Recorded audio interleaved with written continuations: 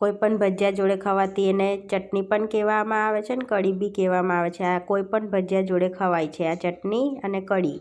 Friends, તો આજે આપણે બનાવીશું ભજીયા જોડે ખવાતી કઢી અને ચટણીની રેસીપી। તો અહીંયા 2 ચમચી જેવું આપણે બેસન લઈ લઈશું।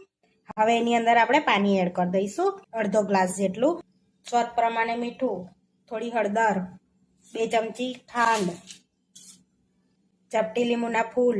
ગાંઠા વગરનું બેટર આપણે તૈયાર કરી લઈશું ફેટીને એને। તમે લીંબુ બી એડ કરી શકો છો લીંબુના ફૂલની જગ્યા પર। તો ગાંઠા વગરનું બેટર રેડી કરી દીધું છે। હવે વઘાર કરી લઈશું આપણે। હવે એક કઢાઈમાં 1 ટેબલ સ્પૂન જેટલું આપણે તેલ લઈ લઈશું। હવે તેલને ગરમ થવા દઈશું।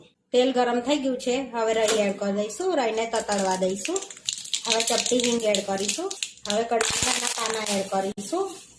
આદુ અને લીલા મરચાં એડ કરી દઈશું અંદર આપણે અને શેકી લઈશું।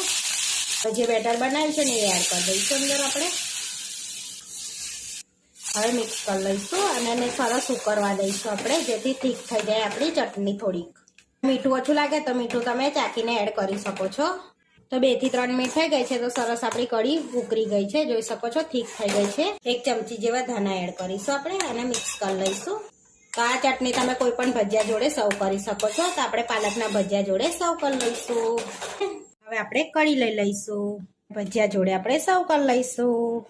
આપણી કઢી બનીને રેડી થઈ ગઈ છે।